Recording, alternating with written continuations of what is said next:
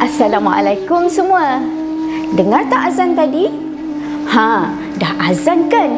Kalau dah azan, kita nak buat apa ya? Tentulah kita perlu solat. Tapi sebelum solat, kita nak buat apa? Ya, betul. Sebelum solat, kita hendaklah berwuduk terlebih dahulu. Ada 3 perkara yang kita perlu wuduk terlebih dahulu sebelum melakukannya. Sekiranya tidak berwuduk, maka perbuatan tersebut tidak sah dan berdosa. Apa dia tu? Yang pertama tentulah solat.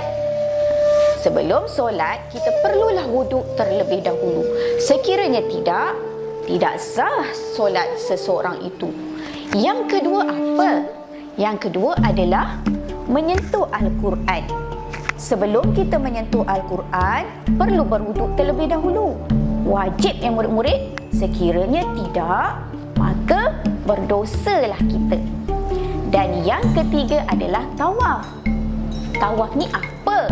Tawaf ini adalah sesuatu perbuatan yang dilakukan ketika umat Islam menunaikan haji dan umrah di kota Mekah.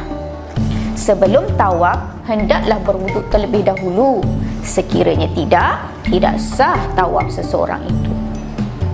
Selain itu juga, kita disunatkan berwuduk atas beberapa perkara. Dapat pahala tahu kalau kita buat perkara sunat. Tetapi sekiranya kita meninggalkan, tidak mengapa. Baiklah murid-murid, yang pertama ialah sebelum tidur. Sekiranya kita berwuduk sebelum tidur, insya-Allah kita dapat tidur nyenyak dan tidak mengalami mimpi buruk sehinggalah ke pagi. Yang kedua adalah menuntut ilmu. Sekiranya kita berwuduk terlebih dahulu sebelum menuntut ilmu, insya-Allah ilmu yang kita pelajari lebih mudah difahami dan kita akan merasa lebih tenang, lebih terang hati kita, dan insya-Allah ilmu yang dipelajari lebih berkat. Yang ketiga adalah membaca Al-Quran. Membaca Al-Quran yang Ustazah maksudkan bukanlah dengan menyentuh Al-Quran. Sekiranya menyentuh Al-Quran, kita wajib berwuduk. Tetapi sekiranya kita membaca Al-Quran melalui aplikasi di komputer atau di telefon bimbit, hanya disunatkan sahaja berwuduk. Sekiranya kita berwuduk, lebih banyak pahala yang kita dapat. Dan yang seterusnya adalah ketika kita hendak pergi ke masjid. Sebelum kita melangkahkan kaki ke masjid, kita berwuduk terlebih dahulu. Insya-Allah akan digandakan pahala kita. Apabila kita melangkah masuk ke masjid, itu juga telah dinamakan ibadah. Dan kita duduk beriktikaf, kita juga akan mendapat pahala. Jadi, lebih baiklah kita berwuduk terlebih dahulu. Baiklah murid-murid, yang seterusnya kita disunatkan berwuduk untuk mengawal kemarahan kita. Kemarahan datangnya daripada syaitan, dan syaitan diciptakan daripada api. Untuk memadamkan api, kita perlukan air. Dengan berwuduk, insya-Allah dapat memadamkan api kemarahan dan kita akan merasa lebih tenang dan kemarahan kita akan menjadi lebih reda. Insya-Allah. Cuba ya murid-murid. Kalau murid-murid nak tahu lebih lanjut tentang wuduk, jom ikut Ustazah mengembara ke dunia animasi. Jom.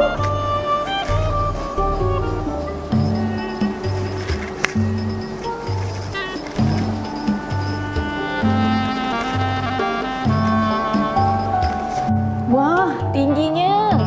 Subhanallah, cantiknya ciptaan Allah. Murid-murid, apa itu wuduk? Baiklah, Ustazah akan terangkan apa itu wuduk. Wuduk ialah meratakan air pada anggota tertentu berserta dengan niat. Apakah anggota-anggota tersebut? Jom kita lihat bersama-sama. Dah sampai pun. Jom jumpa dengan kawan Ustazah. Inilah kawan Ustazah Muhammad. Boleh tak Muhammad tunjukkan cara berwuduk yang betul kepada kawan-kawan? Boleh Ustazah. Jom kawan-kawan. Okey, baiklah. Jom kita lihat Muhammad berwuduk. Baiklah murid-murid, sebelum kita berwuduk, kita disunatkan menggosok gigi terlebih dahulu. Selepas menggosok gigi, basuh kedua pergelangan tangan sebanyak 3 kali.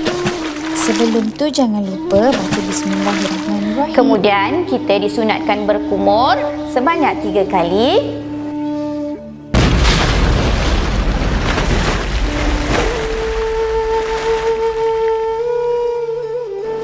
Kita disunatkan memasukkan air, kemudian hembus sebanyak 3 kali.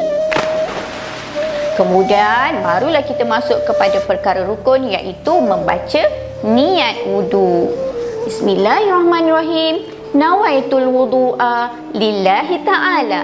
Nawaitul wudu'a lillahi ta'ala. Nawaitul wudu'a lillahi ta'ala. Sambil membasuh muka, niatkan di dalam hati, sahaja aku berwuduk kerana Allah Ta'ala. Sahaja aku berwuduk kerana Allah Ta'ala. Basuh muka sebanyak 3 kali. Basuh tangan sehingga ke siku sebanyak 3 kali. Dimulai dengan tangan kanan, kemudian diikuti dengan tangan kiri.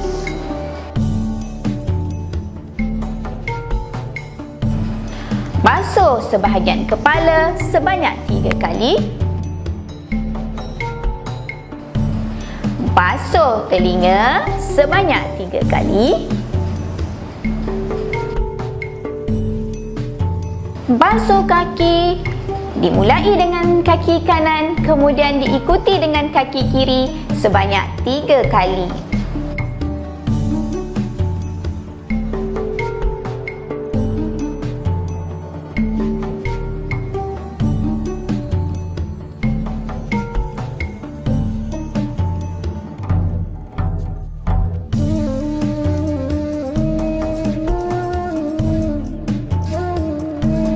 Jangan lupa tertib dan doa selepas wuduk.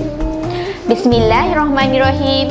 Asyhadu an la ilaha illallah wahdahu la syarikalah wa asyhadu anna Muhammadan abduhu wa rasuluh. Allahumma ja'alni minat tawwabin wa ja'alni minal mutatahhirin wa ja'alni min ibadikas salihin. Walhamdulillahirabbil alamin. Terima kasih Muhammad. Sama-sama Ustazah. Baiklah murid-murid, kita digalakkan untuk berwuduk kerana berwuduk ini banyak hikmahnya. Antaranya ialah yang pertama, untuk menunjukkan kepatuhan kita kepada perintah Allah. Kita sebagai manusia hendaklah mematuhi setiap perintah Allah Subhanahu wa Ta'ala. Tidaklah dijadikan manusia di muka bumi ini hanyalah semata-mata untuk beribadah kepada Allah. Yang kedua ialah memastikan diri sentiasa menjaga kebersihan rohani dan jasmani. Kebersihan adalah sebahagian daripada iman. Dengan berwuduk, insya-Allah kita akan membersihkan hati-hati kita daripada melakukan kemaksiatan.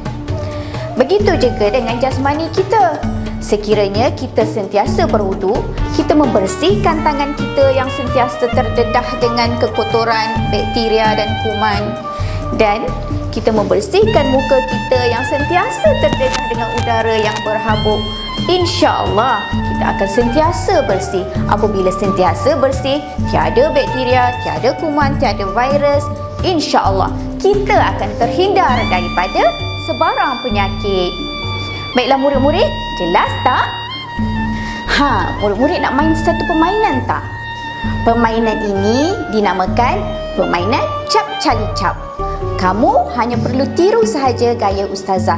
Gaya yang akan kita buat adalah gaya-gaya perbuatan-perbuatan daripada wuduk yang sempurna yang baru sahaja kita belajar sebentar tadi. Baiklah, murid-murid ikut ya.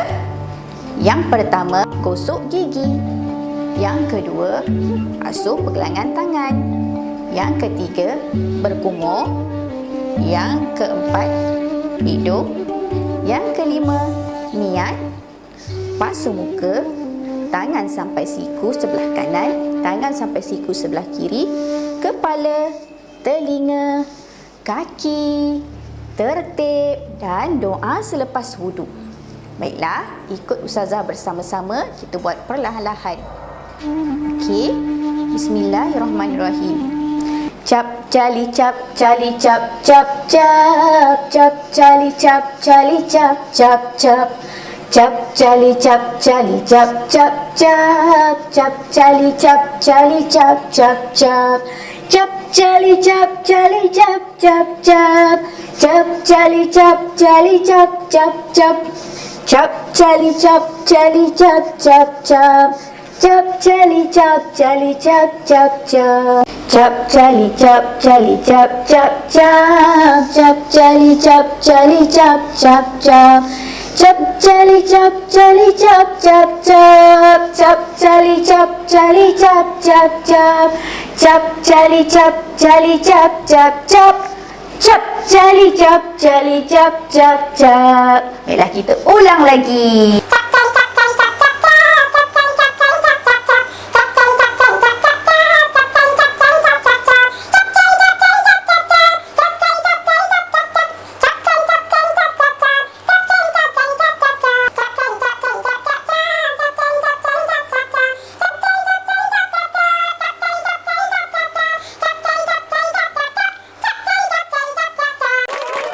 Ulang permainan ini dengan rentak yang lebih laju, lebih laju, lebih laju. Sesiapa yang tidak dapat mengikut perbuatan-perbuatan solat yang betul, dia akan terkeluar daripada permainan. Kita pelajari pula perkara-perkara makruh dilakukan ketika berwuduk. Makruh ini sesuatu perkara yang tidak disukai oleh Allah. Ketika berwuduk yang pertama, kita tidak boleh bercakap. Yang kedua, kita tidak boleh berlebihan menggunakan air kerana membazir itu amalan syaitan. Yang ketiga, kita tidak boleh mendahulukan anggota kiri. Mesti mendahulukan sebelah kanan dahulu. Makruh sekiranya kita mendahulukan anggota sebelah kiri. Contohnya, kita basuh tangan kiri terlebih dahulu, kemudian baru kita basuh tangan kanan. Makruh ya murid-murid? Baiklah, yang seterusnya, kita meminta orang lain membasuhkan anggota wuduk kita. Makruh, tidak boleh meminta orang lain membasuhkan anggota wuduk kita. Baiklah, yang seterusnya, kita lihat pula perkara-perkara yang membatalkan wuduk. Yang pertama, keluar sesuatu daripada kubul dan dubur, iaitu contohnya seperti terkentut ataupun terkucil. Yang kedua, tidur yang tidak tetap punggung. Tidur yang tidak tetap punggung bermaksud seseorang itu tertidur, kemudian dalam tidur dia tu, dia pusing sebelah kanan, dia pusing sebelah kiri dan dia tidak sedar. Sekiranya dia telah melakukan perkara-perkara yang telah membatalkan wuduk. Baiklah, yang seterusnya, hilang akal seperti pitam, pengsan, mabuk dan gila. Tiba-tiba hilang akal. Secara automatiknya wuduknya akan terbatal. Dan yang seterusnya, yang keempat, bersentuhan lelaki dan perempuan yang bukan mahram. Batal wuduknya. Contoh seperti kamu tersentuh kawan perempuan kamu, tapi kalau kamu tersentuh adik kamu, tidak mengapa kerana adik kamu adalah murim kamu. Baiklah, yang seterusnya, menyentuh kubul dan dubur tanpa alas. Secara tidak sengaja kamu tersentuh kubul dan dubur kamu tanpa alas. Itu akan membatalkan wuduk kamu.